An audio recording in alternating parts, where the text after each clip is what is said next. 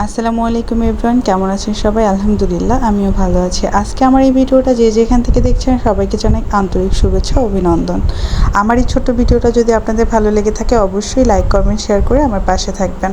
আজকে আমাদের একটা স্পেশাল ডে, যেটা হচ্ছে আমি আমার হাজব্যান্ডের বাইকটা কেনার পরে এখন পর্যন্ত ওর বাইকে উঠি নাই। এটা হচ্ছে ফার্স্ট টাইম ওর বাইকে ওঠা।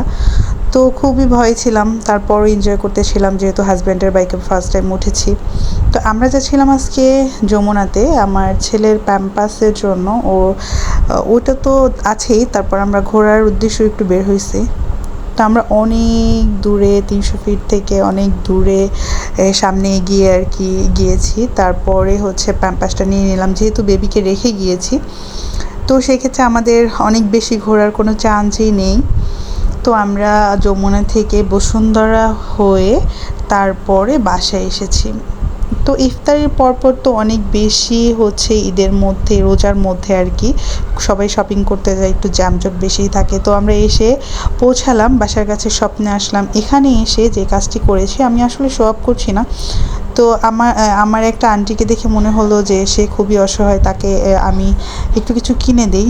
তো আমি তাকে এসে আগে তারপর তাকে একটু কিছু কিনে দিলাম। তো সেটা আপনাদের সাথে শেয়ার করলাম না। তো যাই হোক, এটা আমি শো অফ করছি না, এটা হচ্ছে আমাকে দেখে। আর আপনাদেরও যদি এরকম কাউকে দিতে ইচ্ছে হয় তাহলে অবশ্যই দিবেন, সেটাই এর জন্যই ভিডিও করা। যাই হোক, আল্লাহ সবাইকে ভালো রাখুক। আর আমরা হচ্ছে এই যে একটু কেনাকাটা করে বাসায় চলে আসলাম।